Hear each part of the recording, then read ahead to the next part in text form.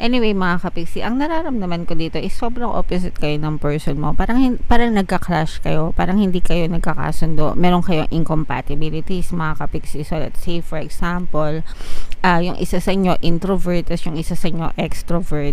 Yung isa sa inyo palalabas, yung isa sa inyo nasa bahay lang. Yung isa sa inyo mahilig magbargada, mahilig mag-inom. Yung isa sa inyo gusto nyo kayong dalawa lang.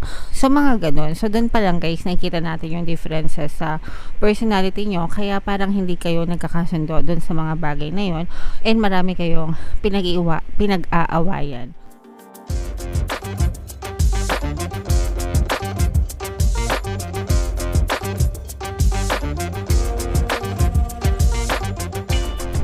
Hello guys, hello Virgo, welcome back to Pinay Pixie Tarot. Ang pamagat ng episode natin for tonight is Silip sa Pag-ibig. Ito yung ating love life kapalaran, mga kapiksi, para ngayong March para sa Virgo, Sun, Moon, Rising Sign, and Venus. General reading lang guys, pwedeng mag-resonate, pwedeng hindi.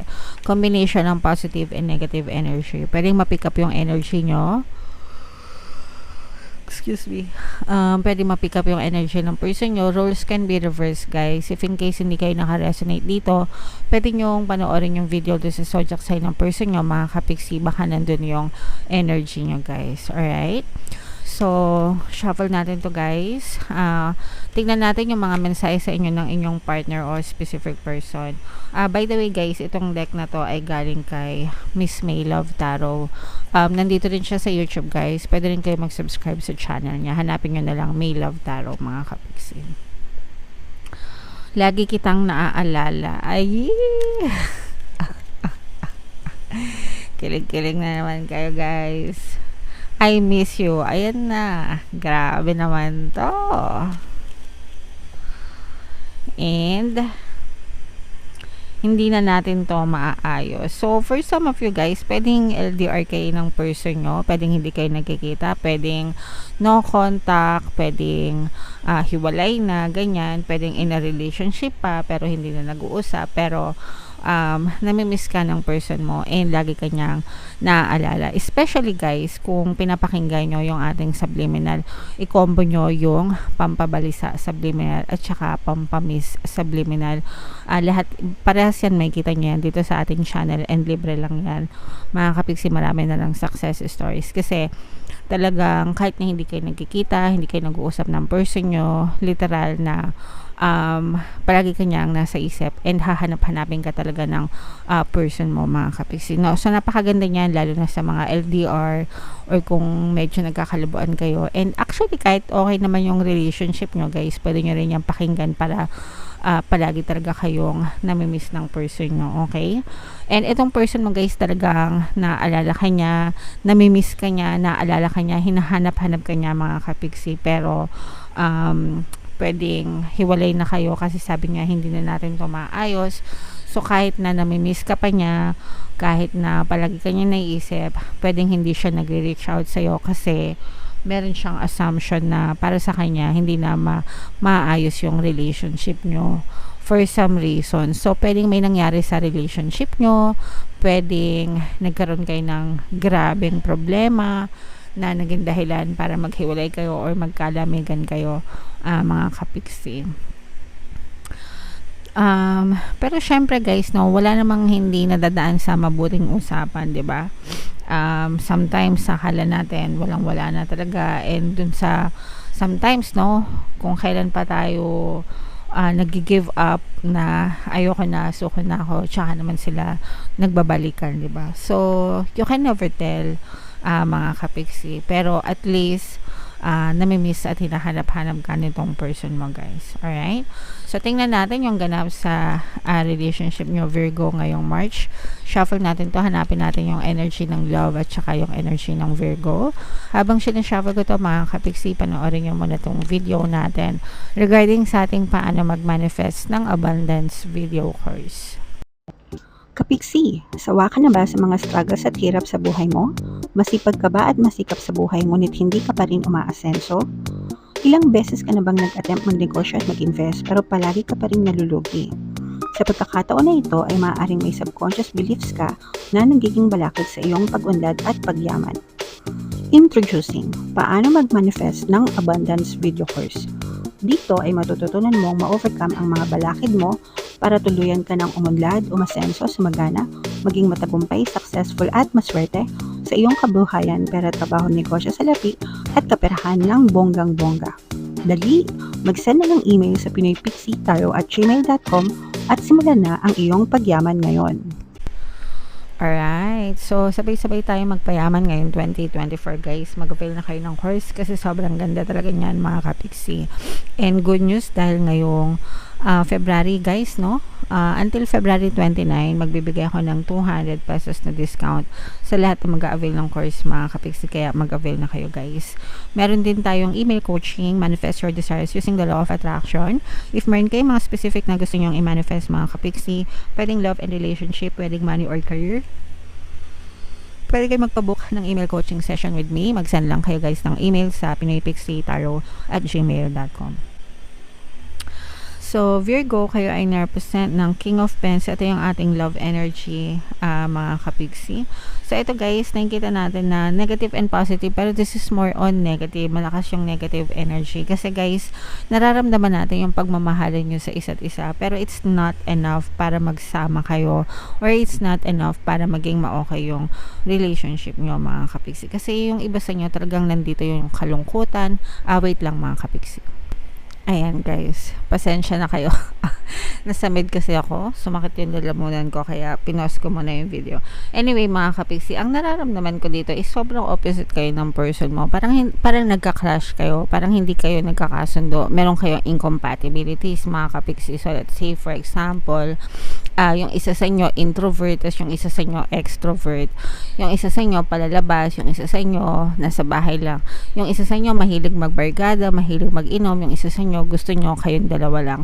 So mga ganun. So doon pa lang guys, nakikita natin yung differences sa personality nyo, kaya parang hindi kayo nagkakasundo doon sa mga bagay na yon, and marami kayong pinag-aawayan. Guys, na paulit-ulit na ganun, no? Na hindi kayo nagkakaintindihan. Parang hindi mo siya maintindihan. Let's say for example, siya yung introvert, ikaw yung siya yung extrovert, ikaw yung introvert. Hindi mo maintindihan kung bakit ang hilig-hilig niya lumabas, kung bakit mahilig siya sa barkada, kung bakit mahilig siya mag-inom, kung bakit mahilig siya mag-party-party, ganyan.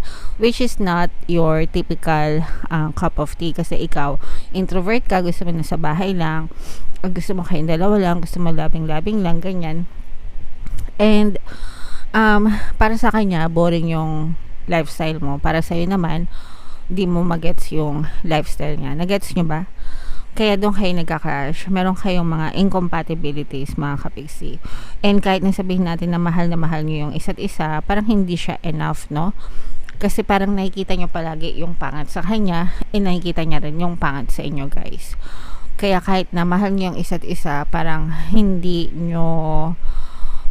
nila maisuko yung kaligayahan nila, and hindi mo rin mabigay sa kanya kung ano yung gusto niya. Something like that. Nagets nyo ba? Comment down below if naintindihan nyo, mga kapiksi. And itong person mo, parang hindi siya mapakali.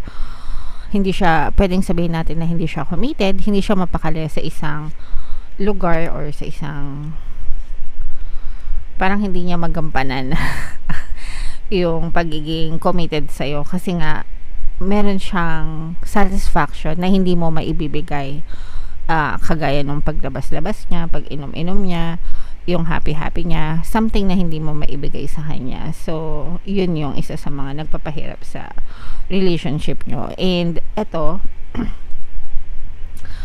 ayan, dahil sa ganung ginagawa niya, parang nagkakaroon na kayo ng duda, kasi nagkakaroon na ng toxicities itong relationship ko, guys. Yan, no? Hindi na natin to maayos kasi may trust issue ka sa kanya tuwing lumalabas siya. Kumbaga parang sinusumbatan mo. Pwedeng ganun, no? Guys, roles can be reversed, no? Pwede magkabaligtad yung roles. So, parang sinusumbatan mo siya na, ano ka ba, labas ka na lang ng labas, hindi ka na lang kontento dito sa bahay, puro ka na lang barkada, puro ka na lang inom, ganyan-ganyan. And parang nagkakaroon ka ng trust issue dun sa person mo. Pero parang sa kanya, wala lang naman yun kasi trip lang talaga niya magsaya. And hindi mo yun naintindihan, tas hindi ka rin yun naintindihan, kaya kayo nagka-clash. And para sa kanya, hindi nyo na yun maaayos, mga kapiksi. Alright? So, kahit na gusto nyong magsimula, um, parang hindi meron talagang imbalance mga kapiksi, may disconnect talaga kayo, hindi talaga kayo nagme-meet halfway guys. So yun yung malaking difference sa inyo mga kapiksi. So again, it's your call, no? Pwede kasi kayo mag-meet halfway, pwede namang accept nyo na ganun sila, hayaan nyo sila mag happy hindi sila mapakali kasi ganun talaga sila, ganun yung personality nila. Tapos kayo, hindi rin naman nila kayo mapipilit na lumabas kung ayaw nyo kasi ganyan talaga kayo, 'di ba? So dapat meron kayong pag-uusap na mag-set kayo ng expectation. Ganito ako, ganyan ka. Ganito yung gusto ko, ganito yung gusto niya, ganito yung gusto mo. Hindi ko pwedeng gawin 'to kung ayaw mo nito, ganyan. Pero respeto sa isa't isa, 'di ba? Kasi ganun talaga, guys. Hindi tayo pinanganak na pare-pareho. Hindi lahat tayo color red yung favorite color, 'di ba? Hindi lahat tayo mahilig sa pink, hindi tayo lahat mahilig sa black, 'di ba? So ganun ibig sabihin may kanya-kanyang preference tayo. Hindi tama sila, hindi mali ka, hindi tama ka, hindi mali sila. Magkaiba lang talaga kayo ng preference mga kapiksi. So dapat igalang niyo 'yun, guys. All right? So comment down below, Virgo, if naka-resonate kayo diyan sa love energy na yan. So tingnan natin yung love message sa inyo, guys, gamit itong deck na to. Reconciliation, no? Bigyan nyo ng chance yung relationship nyo na maging ma-okay pa kayo, mga kapiksi, especially kung mag-asawa na kayo.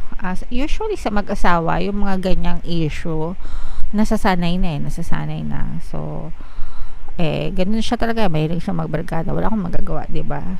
Hindi naman siya pwedeng itali sa loob ng bahay, ikulong.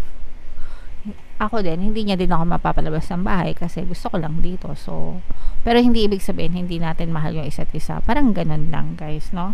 So bigyan niyo ng chance yung relationship niyo kung gusto niyo lang naman. And pwedeng bumalik din itong person mo kasi nga lagi kanyang na maalala, 'di ba? Sabi nga dito, pwedeng magkabalikan kayo kung hiwalay na kayo. Pwede naman magkaroon kayo ng reconciliation, pero yung difference sa differences nyo, hindi na yun maayos, guys, kasi ganun na talaga. Kaya dapat i-accept nyo yun kung tatanggapin nyo pa itong person na to pabalik sa buhay nyo. Kasi pwede naman talaga kayo magkabalikan, guys, kung gugustuhin nyo, pero dapat yung expectation, expect mo na ganun siya, expect niya na ganyan ka, mag-meet kayo halfway, mga kapiksi. Alright? So, yeah. Comment down below, mga kapiksi, if feeling nyo naka-resonate kayo dyan. Guys, ito yung mga relationship subliminals natin. Pwede nyo pakinggan para maging maayos yung relationship nyo. And ito naman yung ating success stories ng paano mag-manifest ng abundance video course. Click here to subscribe, guys, and click here to join our membership program. Thank you for liking, sharing, and subscribing. And see you again next time. I love you all, guys. Have a nice day. Bye-bye.